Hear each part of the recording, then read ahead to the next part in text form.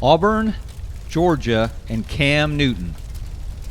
Feels like old times, doesn't it? Well, Auburn certainly hopes so, because the year that number 2 played quarterback for the Tigers was the best of times for Auburn football. The time before him, the time since then, not as much. Bright spots, but far too many dark spots. And so this weekend will tell us a lot more about where Auburn football is, maybe where it's going, if they can stand up and put up a fight and find a way to win for the first time in 8 years against one of their 2 biggest rivals, the Georgia Bulldogs. And they get the Dogs in Jordan-Hare after dark. And if you don't think that's an advantage for the home team, you've never been in Jordan-Hare Stadium after dark. Hello, everyone. I'm Kevin Skarbinski. This is ScarboKnows. Thank you for listening. Thank you for watching. And as we like to remind you, if you're watching on YouTube, go ahead, give us a like, give us a follow. We'll give you a heads up when we release each episode. We do 2 a week, and it also just helps us in general.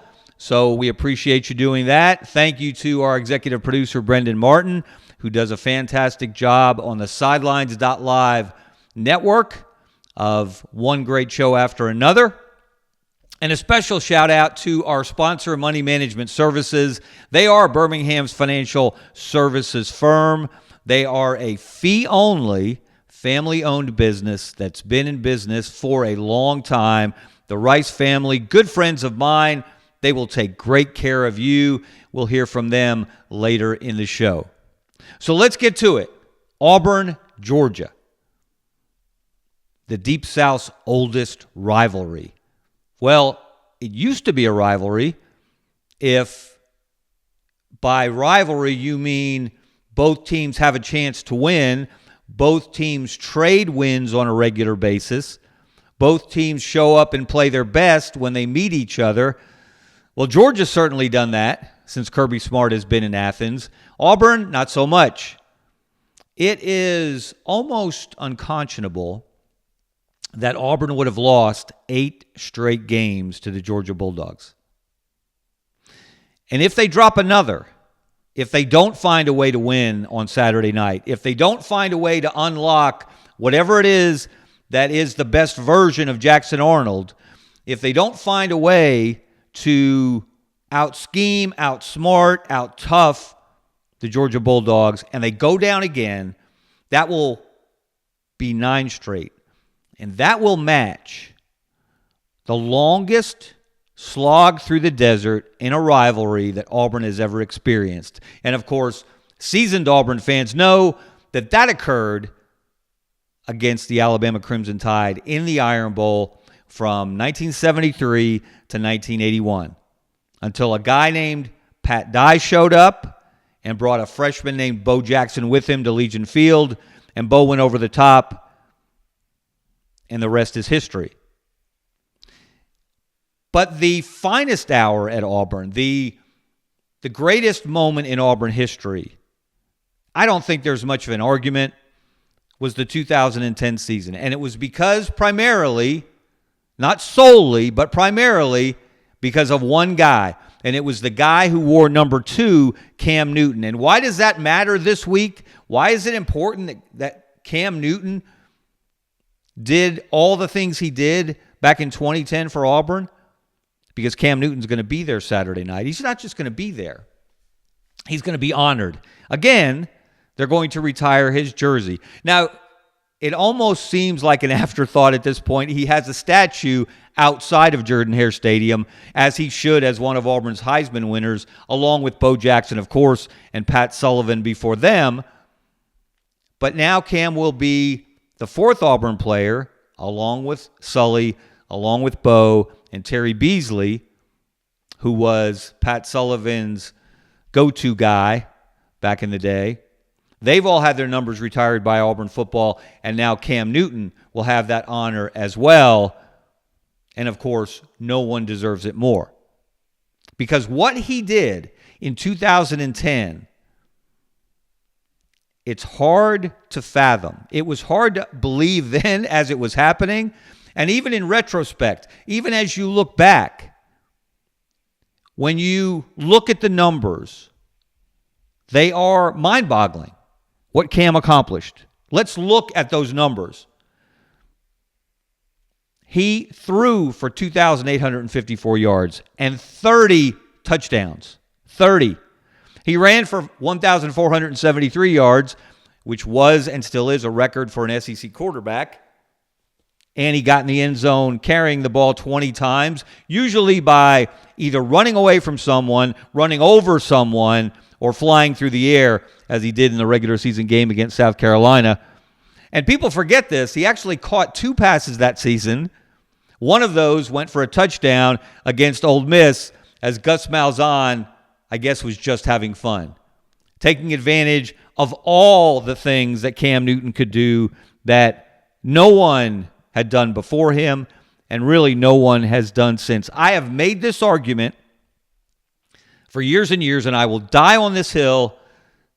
Cam Newton in 2010 put together the greatest individual season in college football history. Don't come at me with Barry Sanders in 1988. Don't bring me Joe Burrow in 2019. Barry Sanders didn't win a championship. Joe Burrow played with a roster full of NFL talent around him. Cam did not have a roster full of NFL talent around him. And as has been noted, as I've noted back in the day and through the years, on that 2010 Auburn team that went 14-0, won the SEC, won the national championship, only one player on that roster ever gained a yard carrying the ball in the NFL, threw the ball for a single yard in the NFL, or caught a ball for a single yard in the NFL. So you want to talk about skill players and talent around you. Auburn didn't have bad players. Auburn didn't have elite NFL talent surrounding Cam Newton. So what he did, lifting that team, carrying it on his back as he stomped on one opponent after another,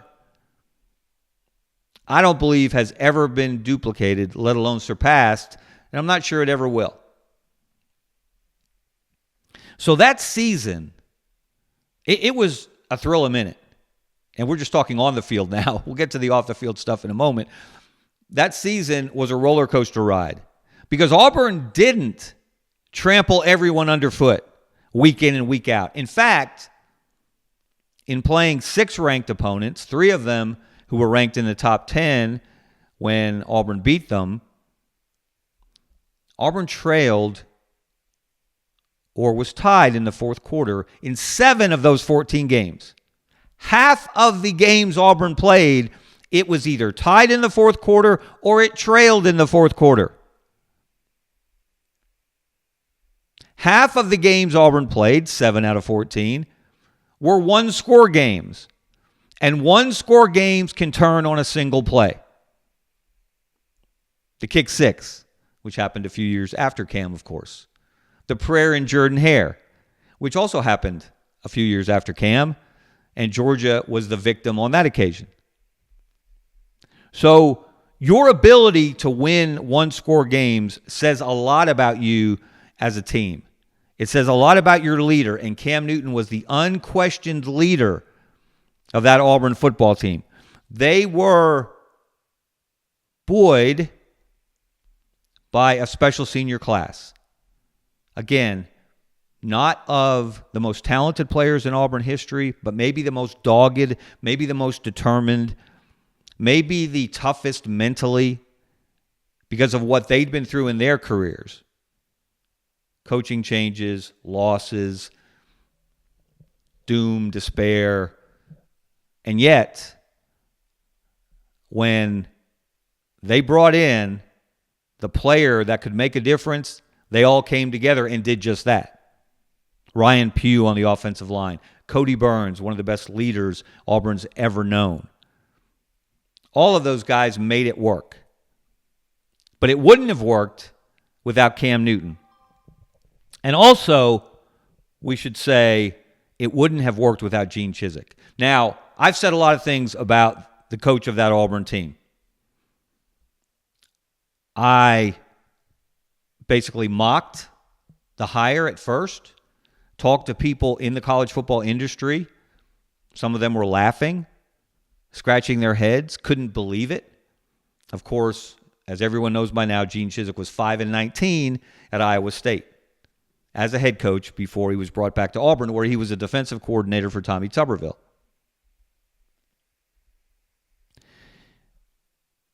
Gene Chizik's finest hour was that 2010 season.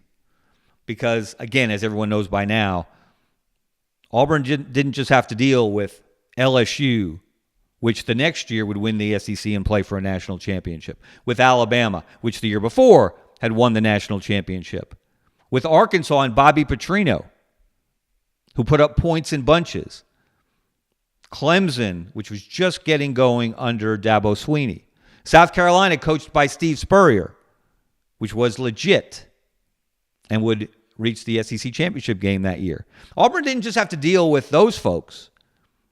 They had to deal with accusations, allegations, most of them unfounded, most of them gaining traction without evidence, that somehow, some way, that season should have been tainted. That national championship and that SEC championship shouldn't have counted. Cam Newton shouldn't have been on the field. Because what was proven, what did come out, what did have evidence behind it, was that Cam's dad, Cecil, along with a former Mississippi State player, Kenny Rogers, had conspired to try to get money from Mississippi State to sign Cam Newton out of Blinn Junior College. That part was not disputed. That part was proven. And really, Auburn knew of this definitively the week of the Georgia game in 2010, which is why this game sparks a lot of memories. That week, Auburn, SEC, the NCAA, they interviewed Cecil Newton. They discovered, as he admitted, that he had had discussions through Kenny Rogers with Mississippi State that it would take money for Cam to go to Starkville, which a lot of people thought he was going to because Dan Mullen had been at Florida when Cam was there. But that's where the evidence stopped. It's not where the accusations ended. It's not where the suppositions came to a halt. There are people to this day that still call Cam Newton Scam Newton. I would suggest anyone who still does that should get a life. But that Georgia game in 2010, Auburn needed to win to clinch the SEC West, to book its spot in the SEC championship game. Georgia came out and led 21-7. Maybe there was a little too much emotion when Auburn fans saw Cam Newton skipping through Tiger Walk, when they saw him come bouncing into the stadium in uniform for warm-ups, and when he was announced as the starting quarterback, the place went nuts. And then, after Georgia jumped out 21-7, Cam took over and did what he did pretty much 14 times that year. And he lifted Auburn on his shoulders, and he led Auburn to a victory. And by the way, that 49-31 win, that's the most points Auburn has ever scored against Georgia, before or since, in regulation. There was an overtime game that Auburn lost under Terry Bowden to Georgia, in which they scored 49. But they scored 49 in regulation.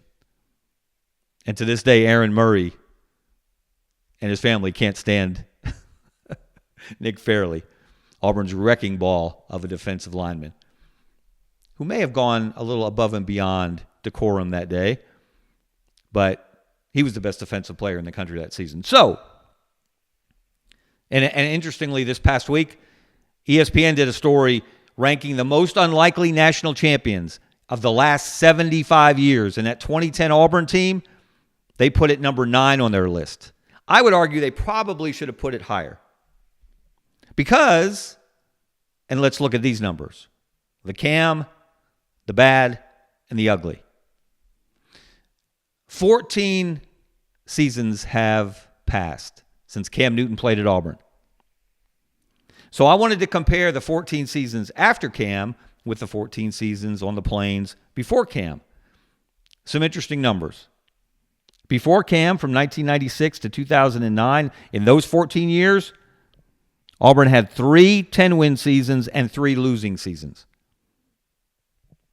Auburn won 1 SEC championship in 2004, of course, and the national championship, which Auburn just recently decided to claim. After Cam, in the 14 years since 2010, Auburn has had twice as many losing seasons as 10-win seasons. They've only won 10 or more twice, of course, in 2013 and 2017. But they've had 5 losing seasons, including the last 4 in a row. They've won 1 SEC championship and no national championships because Gus Malzahn sat on the lead against Florida State in the Rose Bowl after the 2013 season, and Jimbo Fisher and the Seminoles, led by Jameis Winston, came back and won at the end on a last-minute drive. So, as you can see, Auburn with Cam Newton was a different animal than Auburn without Cam Newton. Not that Auburn hasn't been good through the years. Not that Auburn isn't a top 15 program all time. It is that. But in 2010, Auburn was different. Auburn was elite because it had not just the guy who won the Heisman Trophy, not just the guy who set the SEC record for rushing yards by a quarterback, not just the guy who led them from behind or from a tie score 7 times in 14 games, in 7 of their 14 wins, but because Cam Newton was the greatest individual player for 1 season.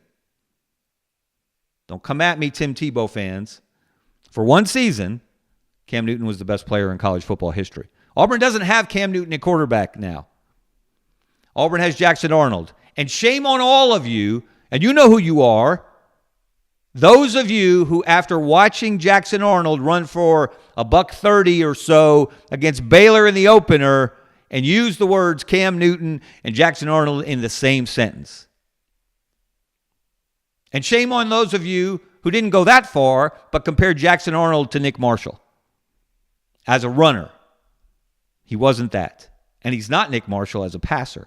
Remember, Nick Marshall threw for 456 against Alabama in 2014 in that 55-44 shootout in which Nick Saban, aided by Lane Kiffin in his first year as OC in Tuscaloosa, beat Gus at his own game. So shame on all of you who overestimated Jackson Arnold's abilities and or overestimated the ability of Hugh Freeze and Kent Austin and Derek Nix to get the best out of Jackson Arnold. Surely what we've seen is not the best of Jackson Arnold. If it is, woe unto Auburn. If it is, Auburn is not going to beat Georgia. Auburn is not going to beat Missouri next week. Auburn is not going to get in the playoff discussion in November. If what we've seen from Jackson Arnold is the best of Jackson Arnold.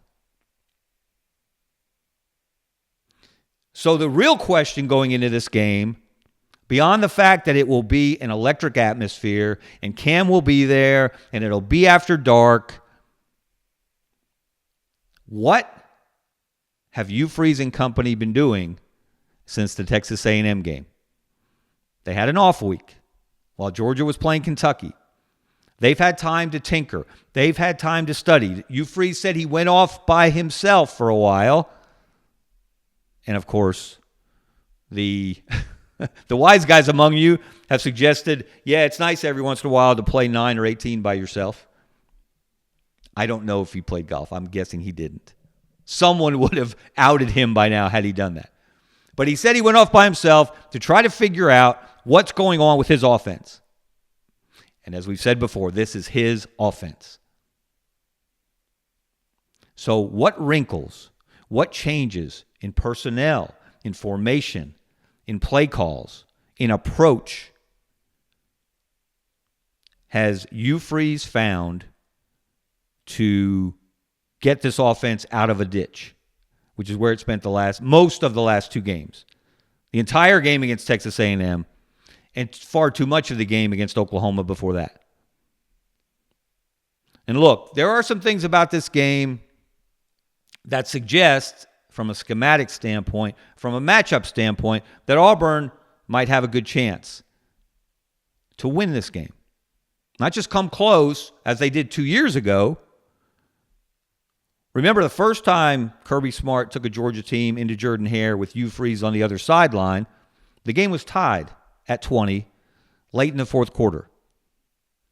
And Carson Beck and Brock Bowers took over on a long touchdown drive, and Brock Bowers proved why he was one of the best players in the country.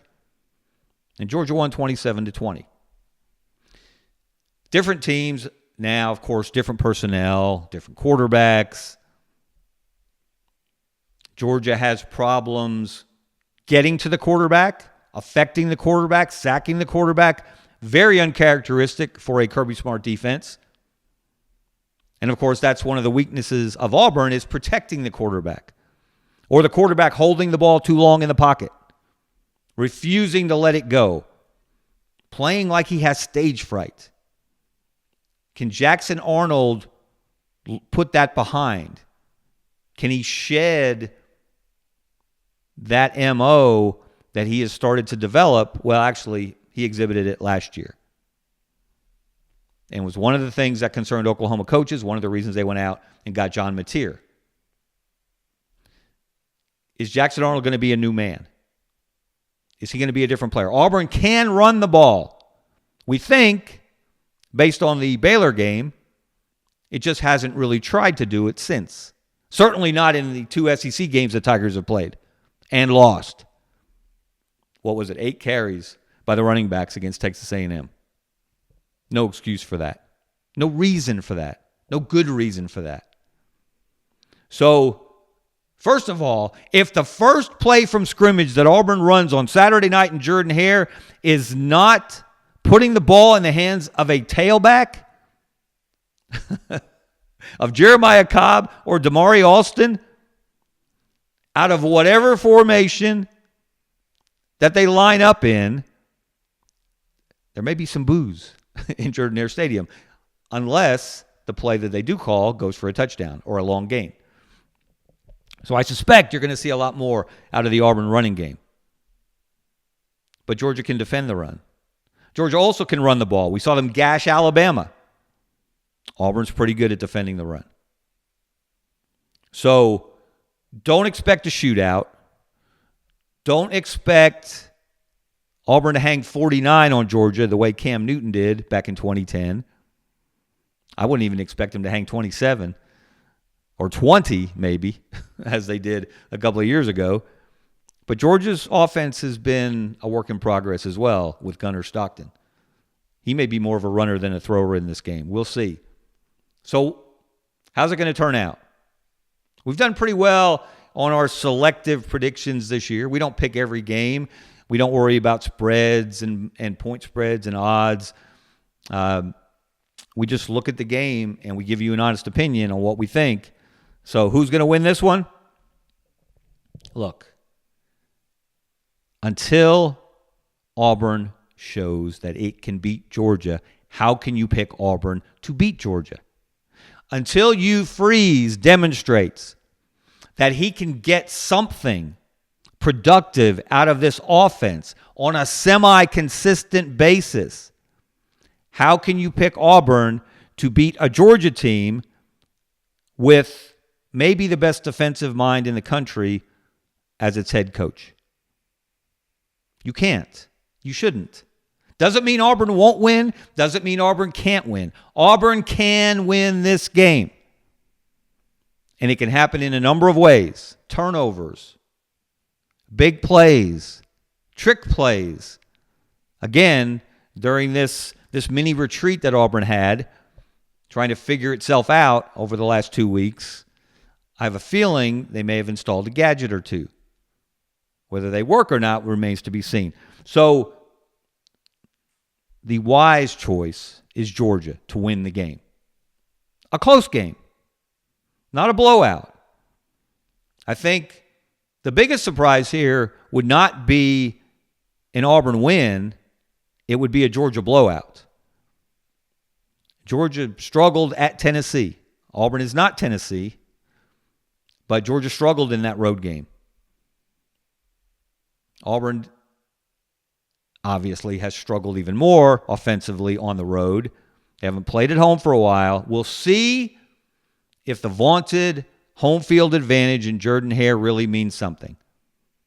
We already know that Auburn fans are upset, and rightfully so, about the news that came out earlier in the week that the return game from Baylor, which was supposed to be the second half of a home-and-home series, will not be played in Auburn next year. It will be played in Atlanta as the Aflac kickoff game, or whatever they're calling it.